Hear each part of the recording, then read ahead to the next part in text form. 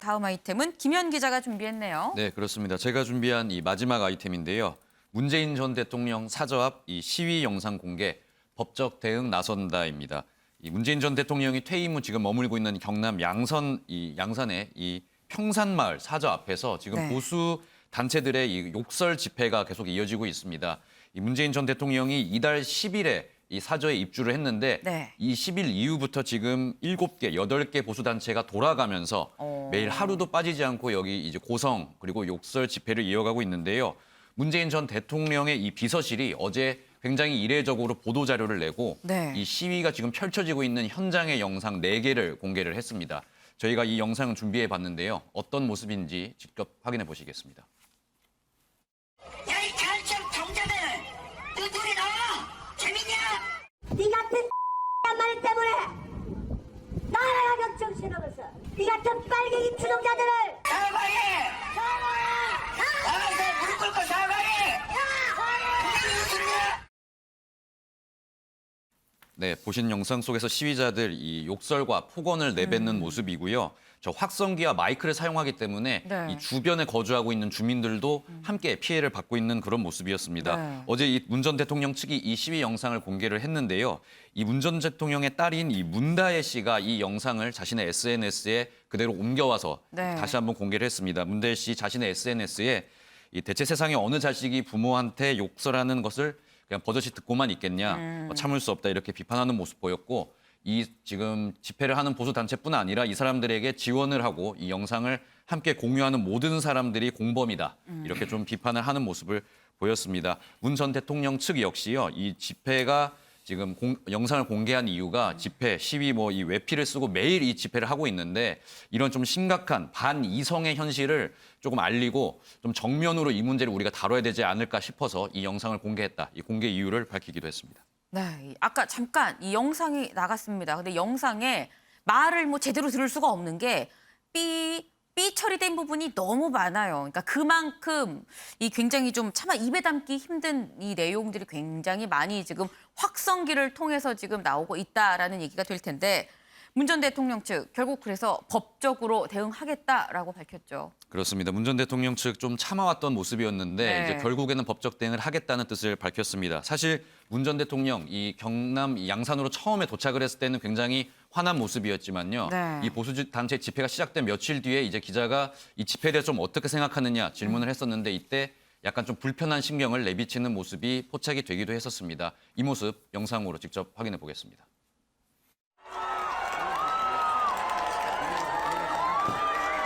드디어 제 집으로 돌아왔습니다. 우리 평산마을 주민들께 전입신고드립니다.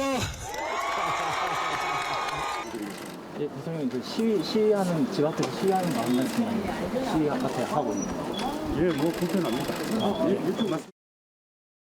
네, 시위에 대해서 좀 불편합니다. 이렇게 답변하면서 불편한 기색을 공개적으로 좀 내비치기도 했는데요. 일단은 주민의 일상이 파괴되는 것은 물론 이게 아예 지금 네. 생존의 문제까지 직결이 됐다 이야기를 하면서요. 네. 더 이상 좌시할 수 없는 상황이고 문 전 대통령 내외 포함해서 피해를 잡은 이 마을 주민들까지 피해 당사자로 엄중히 형사, 민형사상 책임을 묻는 조치를 취하겠다고 법적 대응을 예고했습니다. 문 전 대통령 측 이르면 오늘 이 네. 경남 양산경찰서에 이 보수 단체들 고소를 할 것으로 지금 알려지고 있습니다. 네.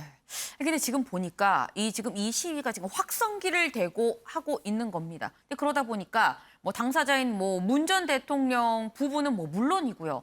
이 주변에 사는 주민들도 지금 똑같은 크기의 소리를 들으면서 굉장히 좀 고통스러울 것 같은데요. 그렇습니다. 이 매일 반복되는 시위, 네. 이 시위 또 아침 6시부터 시작이 된다고 합니다. 아침 6시부터 저런 고함과 욕설을 네. 들어야 하는 주민들의 입장인데요. 실제 주민들 지금 이 피해 때문에 정신과 치료를 받는 주민들도 있을 정도라고 합니다. 저희가 주민들 목소리 직접 들어봤는데요. 직접 확인해 보시겠습니다. 욕이고 그다음에 고함 치는 소리고 그래서 좀 아침마다 좀 힘듭니다. 아침마다 해서 6시까지 그렇게 하고 밤에는 또 이제 안 하기로 해서 안 하고 있는데 또 누군가가 또 시비를 걸면 또 똑같이 하고 어머니께서 밤에 환청도 들린다고 그러시기도 하고 아이고. 그래서 정신적으로 해서 예. 그 동네 어른들께서 정신과 가서 진료도 받고 그러니까 정신 스트레스 그다음에 그 그로 인한 이제 이명 현상 그런 것도 이렇게 받았는 것 같더라고 보니까 저희가 이제 자꾸 진정을 놓고 예. 얘기를 하고 그렇게 하고 있는데 예. 그게 대한 거의 답은 아직까지 정확하게 안 내려지고 있어서 어허. 좀 마을 주민으로서도 좀 답답하기도 하고. 네, 저희 프레스룸 제작진이 이 평산마을 이장님의 목소리를 좀 직접 들어보고자 했습니다. 하지만 네. 접촉을 시도를 했는데 네. 지금 이 소란스러운 상황 자체가 굉장히 부담이 되는 것 같습니다. 이제 언론과의 접촉 자체도 부담스러워하는 모습이면서 이 언론과의 만나지 않겠다 이렇게 좀 자제를 하는 모습이었고요. 실제로 네. 이런 언론 보도가 보수단체에 어떤 더 자극을 해서 더 이 평화로웠던 마을이 시끄러워지는 이 모습을 네. 좀 경계하는 모습이었습니다. 다만 저희가 하북면 이 주민센터 관계자와는 직접 네. 통화를 할 수 있었는데 네. 실제 지금 경찰서에도 국민신문고 이 제도를 통해서 이 제도에 대한 집회에 대한 민원이 들어가 있다고 하고요. 네. 다만 이 하북면 차원에서는 지금 특별하게 이제 단체 행동은 따로 계획이 되어 있지 않다고 밝혔습니다. 네. 사실 지금의 이런 상황들, 이 문재인 전 대통령 측 그리고 뭐 민주당 이 전현직 의원들 지금 다 한 목소리를 좀 내고 있죠. 그렇습니다. 일단 민주당 문재인 정부 인사들이 조금 나서는 모습인데요. 네. 특히 이 윤건영, 이 문재인 정부에서 초대 국정 기획 상황실장을 했던 윤건영 의원 같은 경우에는 어제 SNS에 글을 올려서 이 윤석열 대통령을 향해서 좀 조치를 취해달라는 뜻을 밝혔습니다. 윤석열 네. 대통령께 요구한다면서 할 수 있는 조치 조금 빨리 해주고 이게 나중에 당신도 사는 길이다. 이렇게 좀 뼈 있는 이야기를 꺼냈고요. 정청래 더불어당 민주당 의원 같은 경우에도 이 개인적으로 생각했을 때는 윤석열 대통령이 여기에 대해서 조금 멘트라도 하는 게 좀 맞지 않겠냐. 개인적인 뜻을 좀 밝히기도 했습니다. 이뿐만 네. 아니라 문재인 정부에서 총리를 지냈던 이낙연 더불어당 민주당 전 대표 같은 경우에도 네. 이런 이 지금 욕설과 집회, 고함이 난무한 이 집회가 우리가 지향하는 민주주의에서 이야기하는 시위 집회가 아니라고 이야기를 하면서 네. 이 증오연설, 이 헤이트 스피치 규제 입법을 좀 서둘러야 할 것 같다. 국회에 좀 주문하는 모습을 보이기도 했습니다. 소종섭 의원님, 짧게 여쭤보겠습니다. 지금 민주당 인사들은 윤석열 대통령이 나서야 된다라고 얘기를 하고 있어요. 근데 어떻게 나설 수 있을까요? 좀 뭐 보수의 총재, 옛날 같은 뭐 총재 이런 느낌도 아니잖아요. 이제 뭐 정치적인 얘기를 하고 있는 거죠. 결국 이런 상황 자체가 정상적인 아니지 않느냐. 좀 더 네. 적극적인 조치를 좀 취할 필요가 있지 않느냐라는 얘기를 하고 있는 겁니다. 지금 이 상황이 그러니까 어떤 욕설과 고성 이게 도심에서 집회를 할 때와 네. 시골에서 집회를 할 때는 완전히 다르거든요. 똑같은 데시벨을 해도 시골에서는 그 소리가 엄청나게 큽니다. 네네. 그런 측면들이 가만히 제대로 됐는지 의문이고 이 집시법의 적용 기준도 사실은 저런 행태가 집시법의 적용에 딱 맞느냐라는 부분도 좀 검토를 해봐야 돼요. 그러니까 지금 집시법상의 그 소음 기준을 지켰기 때문에 문제가 없다라는 의견도 있지만 네네.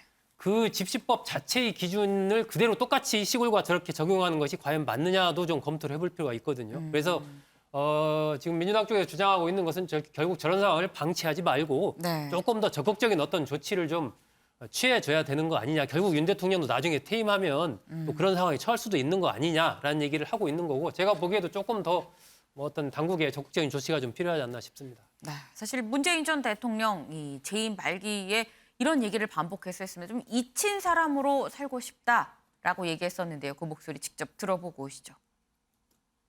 저는 이렇게 대통령 이후는 생각하지 않습니다. 그냥 대통령으로 끝나고 싶습니다. 일단 대통령 하는 동안 전력을 다하고 대통령 끝나고 나면 그냥 잊혀진 사람으로 그렇게 돌아가고 싶고요. 뭐 대통령 끝나고 난 이후에 좋지 않은 모습 이런 것은 아마 없을 것입니다. 네, 지금 잊힌 사람으로 살고 싶다라는 문 대통령의 소망. 김준일 대표님, 예. 이루어지기 어려운 것 같아 보입니다. 노무현 대통령 추도식 때도 정치적인 발언을 최대한 자제를 했거든요. 그리고 지금 전체적으로 보면은 국정이나 이런 것들에 개입을 하지 않겠다라는 게 정치에 개입하지 않겠다는 뜻이 명백해 보여요. 그래서 이 부분들을 좀 존중해 줬으면 좋겠다라는 거고 불만이 있겠죠. 누구에게나 불만이 있는데 그게 전 대통령뿐만이 아니라 주민들한테 피해를 준다라고 한다라면은 이게 보수 진영 전체에도 조금 안 좋은 이미지가 될 수 있다라는 거를 이 시위를 하시는 분들도 조금 감안을 해서 좀 적절한 수위로 하셨으면 좋겠습니다. 네, 지금 이게 주변에 피해가 가는 부분도 좀 같이 좀 고려를 해야 되는 거 아니겠느냐라는 말씀을 주셨습니다. 오늘의 좀 탑 기사를 정해볼까요? 오늘의 탑 기사, 지방선거일 수밖에 없어 보이죠. 이 내일 새벽 6시부터 오후 6시까지 그리고 이 확진자는 오후 6시 30분부터 7시 30분까지 투표할 수 있으니까 이 소중한 한 표 잊지 말고 꼭 행사하시길 바랍니다.